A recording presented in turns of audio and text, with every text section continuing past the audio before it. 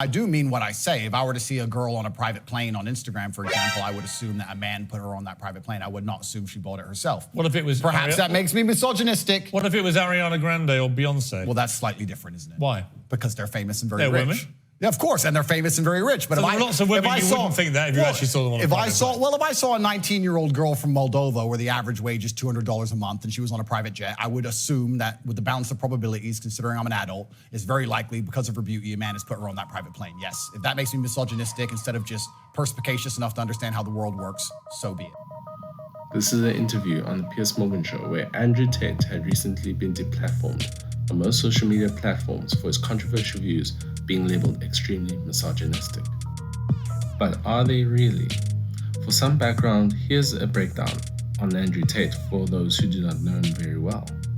There's not many truly, like if you put effort into the universe, I think it's Newton's second law, right? Equal and opposite force. People always say, oh, I wish I had something to work on. You could work hard on anything. It can be the most jackass thing. You can work hard on, I don't know, fucking whittling buildings. Whittling twigs. But if you truly work your ass off, it's difficult for it to have a negative impact on your life. Maybe you'll end up with an Instagram page, the best Instagram page on twig whittling. And who knows, right? My point is that it's very hard to find truly negative energy that's directed in a semi-positive direction. It's hard to say, I'm working my ass off at X and it's made my life worse. You know, you're not doing anything and you're asking the question, hoping I'm gonna give you some magical answer that's gonna allow you to be motivated forever. But motivation isn't real. Everyone says this. Motivation is not real. Discipline's real. I do not feel like training, but I still train because I'm a disciplined individual. You don't get to go through life only doing the things you feel like doing. Do you know who gets to do that? Women. Beautiful women.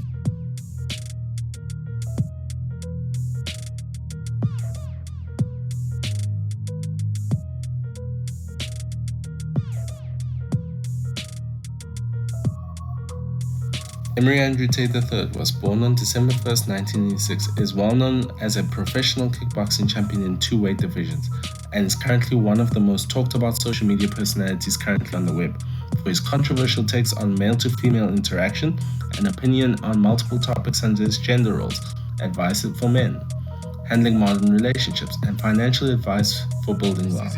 Because he was saying things about women that he was saying that, like, what did he say that specifically got them triggered? Well, it was basically saying misogyny.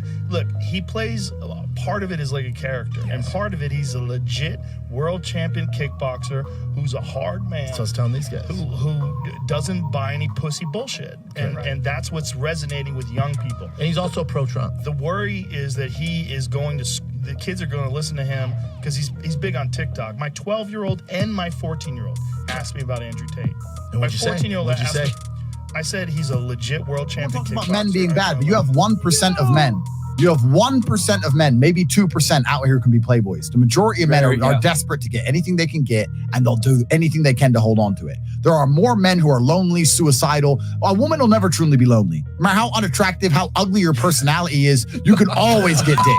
There are men out here who are genuinely lonely. You don't understand the struggle of a man because women want the best men in the world. You want the best man in the world. And as much as you will sit and say, I don't want to cheat, you know instinctively you will share the best man in the world as opposed to have Joe Schmo. While these have landed him into controversial viewpoints from some women, namely feminists and anti-misogynistic critics alike, an equally building movement among men, as well as some women have rallied alongside him, calling him honest and direct, which has not been seen on the side of media in quite some time, to a point where many other channels which address similar topics have started getting traction with their messages to people. The question is, why?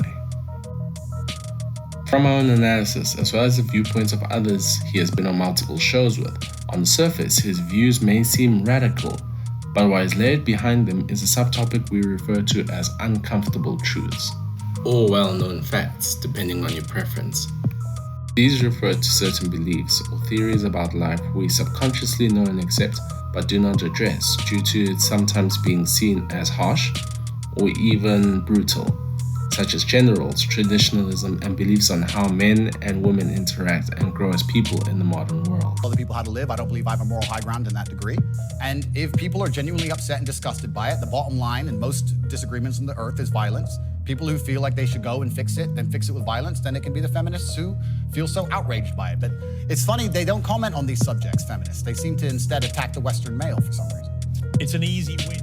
A good example of this is seen on the video on the Fresh and Fit podcast, where DJ Academics and Andrew Tate had a very long discussion regarding a lot of these subtopics. I listen to a lot of shit you're saying. I'm like, yo, this guy's spitting facts. But I'm like, man, this guy might be radioactive, though. Bro, all right, let me ask you a question, right? Let's say you meet a beautiful young 19-year-old woman. She's beautiful, she's 19, she's got a low body count. You're the second man she's ever going to have slept with in her life. Oh, by the way, here's the funny thing. Yep. So there's a new thing that they're even starting to say. Yep. Even though as the older you get, the age gap between relationships, and especially marriage, happens to be about 10 years. Yep. If you are like 30 and you get with a 19-year-old, they're saying that there's some issue wrong with you. Yeah, that's... You know why? Because women who are older, who are 25 and 26, haters, who you're looking beyond, they're saying, wait, you're not contemplating us? You're looking to younger? Yeah. They can't call you a pedophile, so there's something wrong with you. Yeah. You know what I mean? Man, that really is a good example of how when you travel the world, that's pure Western bullshit, bro. Really? You go Moscow, you walk in the club, there's a 60-year-old mafia boss surrounded by 18-year-old girls. Bro. Really? Oh, yeah, all day. It's completely normal. Completely. Wait, the 6-year-old, he's not with 30-year-old chicks. No, fuck no, he's rich. think he's picking up some used up pussy? He's rich. No, bro. Used up pussy's for the broke boys. Now, from the interaction alone, 3 points are addressed, but are normally seen as controversial in the light of women: beauty and age, body count, and life experience. Now, let's address the uncomfortable truths addressed in these topics. Men at all points of history have always coveted youth, beauty, and purity over many lifetimes. And when you look at it, even in today's society, it's a prevalent reminder. While purity has fallen away in light of the evolution of the modern woman, the other two have a strong hold on everything else, resulting in men committing to younger women. While not speaking into the nature of these relationships, it does show that youth and beauty are factors when considered looking for a partner and can overshadow qualities such as maturity, same-age mindset, or even experience. Study out there that pretty much found that after a girl has sex with about 6 partners, her ability to carry a marriage on and not get divorced go up significantly. Now, body count is the most talked about topic amongst men and female debates, and for that reason is the most scrutinized. Here's an interesting take on the same topic, but from a different interview. When you say the word afraid, it implies fear. Choice is not related to fear, right? I have a choice, I have options, and I will not choose a negative option or a detrimental option or an option which is less favorable than the other one. It doesn't mean I'm afraid. But what is the negative option? Why is it negative? It's negative because the likelihood of her falling completely in love with you and staying loyal to you and really believing you're the only man for her after being through so much trauma and so many men and sleeping with so many dudes and having her heart broken and having those memories of her ex and all that crap she's been through is far less likely than meeting a nice, young, beautiful girl who hasn't been with many men. And she goes, you know what? This is the guy, I like him. Every woman who knows this and every man who watches this can be honest. Women fall in love with the person they lose their virginity to or the second or third guy. They really remember them. They really love them. Any woman who slept with 50 dudes, she doesn't even remember who most of them are. She doesn't care. If a woman slept with a bunch of men before you, she's less likely to stick it out through a difficult period in a relationship. She's more likely to just say, you know what? New answers, new deal. That's a pretty good answer. And that's the truth. So why would I put myself in a position to be hurt? Not to be hurt, to waste my time. Yeah. Like it's a time waste. Now, as brutal as the delivery was in the discussion, the 2 biggest points addressed there were body count as well as loyalty. These are the 2 most important factors 80% of men subconsciously look for when seeking out a life partner. A hidden one, not addressed but is the significant reason both are addressed at the same time, is called pair bonding. Now you might be asking, what does this have to do with body count? The answer is, over a period of time, the more relationships or sexual encounters a woman has, the more likely she will decide not to pair bond with a partner and is more likely to leave relationships or in some cases be not as committed or as loyal. While this does not stop men from wanting to sleep with said women or have casual encounters, it does, however, stop men from looking at women for a relationship, rather favoring one-night stands or friends with benefits. Even if I wanted to know what your body count is, you're never going to tell me the truth. Facts. So there's always a set number. There's no way I can actually know for real what your body count is, right? However, So that's why we use like other social cues as an indicator of your body count. Like I said before, how flaky are you? Okay. How respectful are you of my time? How loyal are you after I've had sex with you? Do you stick around? Do you respect my time after the fact? Are you flaunting your ass on Instagram after the fact? Like, are you replying to dudes in your DMs after we've smashed? There's like things we can look for as a guy that tell us if I can take you seriously or not. Right. Now the big question is, does that apply to men? Not as much. History has always shown men to be able to seek out more than one partner but still retain the ability to pair bond due to the partners having the qualities they look for, which leads us to our next point, life experience. Life experience is something as men we all desire to share with a partner, whether we want to admit it or not, whether it's going to a new country for the first time, starting a new YouTube channel together, having kids, and yes, even sharing unique sexual experiences with a partner. These are the experiences that build and reinforce pair bonding, as most men and women will always remember their first time they shared an experience, tried something new, whether it resulted in failure or major success. Not only does it result in relationship growth, but allows for growth in character.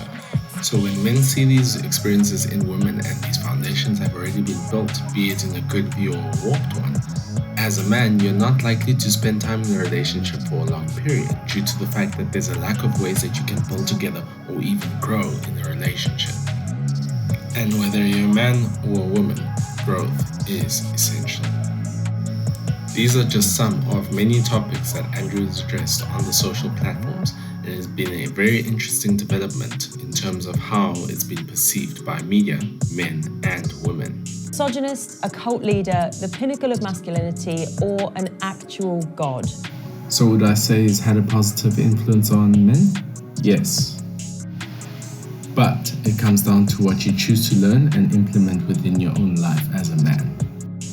Now, it might not be the best thing to listen to every piece of advice he's ever given or apply it to your mindset and choose how to apply it to your life. However, there is wisdom in how you choose to interpret the content you watch, be it from Andrew and his brother Tristan, Jordan Peterson, or any of the biggest social influencers on the platform currently.